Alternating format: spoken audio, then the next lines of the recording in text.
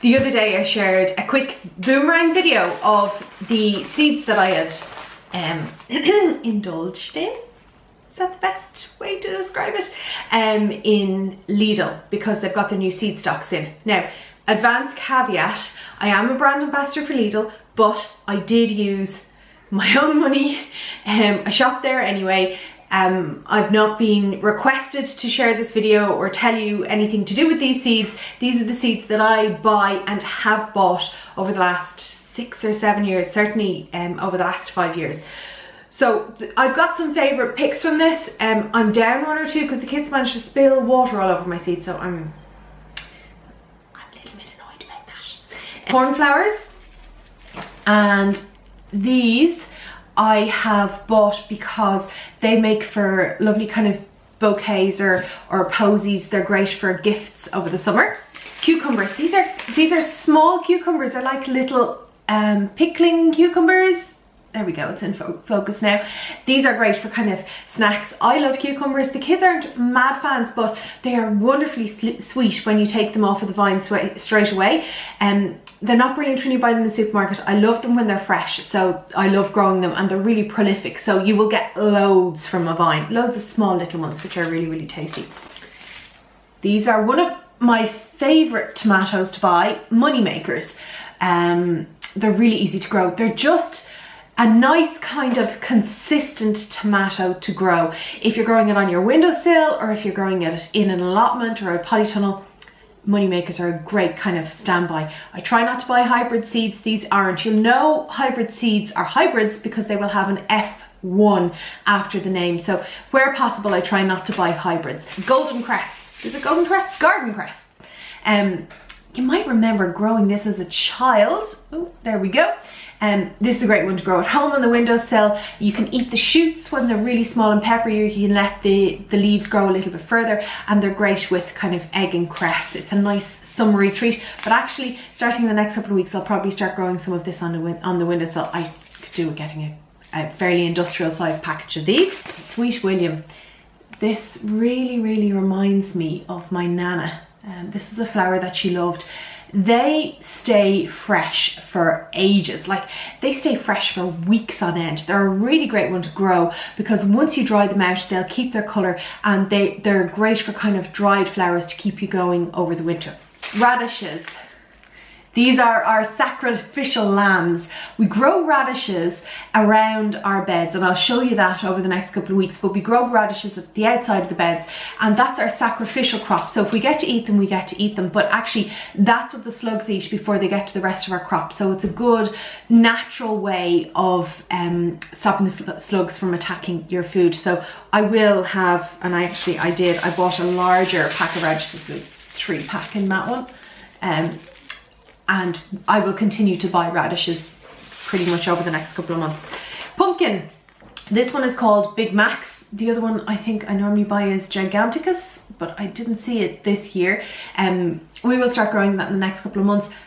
We are growing these for Halloween. They take a long time to grow.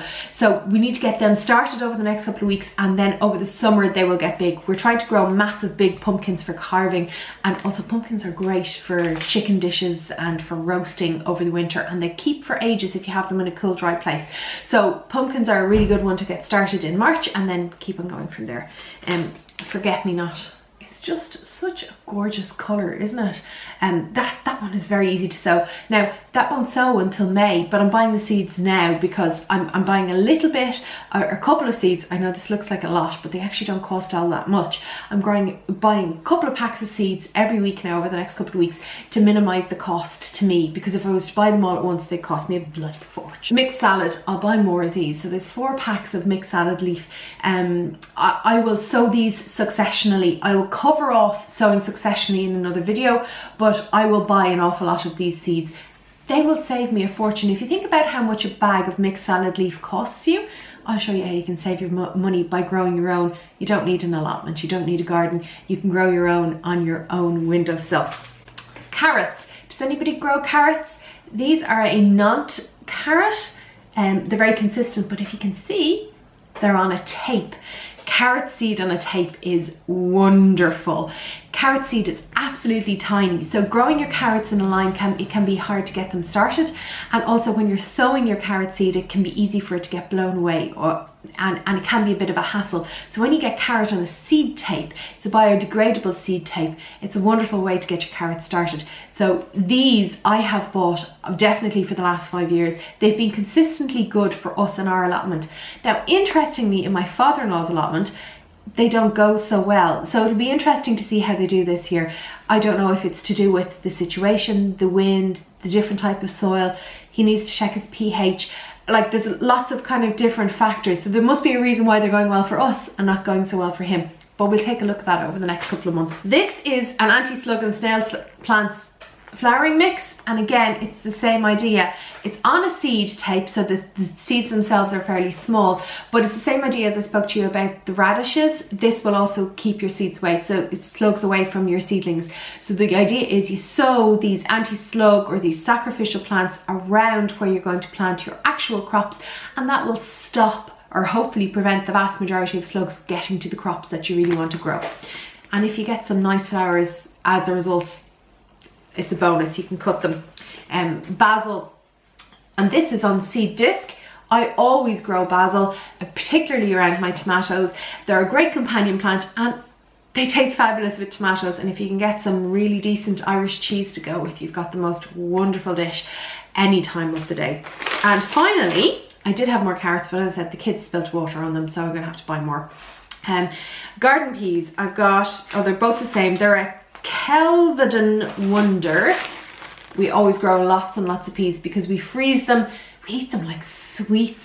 I'm going to keep an eye out for some mange too. If they don't come into Lidl, I will get them elsewhere, probably from my favourite seed site. It's called Seedaholic. It's a seed company based in Mayo and they ship all over the world. There are other great seed companies out there. There's Brown Envelope Seeds down the south, that's run by Mags McKeever. There's Irish Seed Savers, but just keep an eye out and see where you're going to get your seeds from.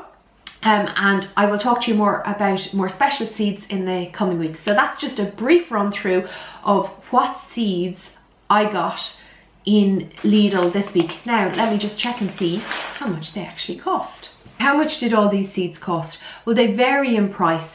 The cheapest packets are 99 cents a packet, and then the large kind of packets that have 3 or 4 pieces on them, they cost between $1.99 and $2.99.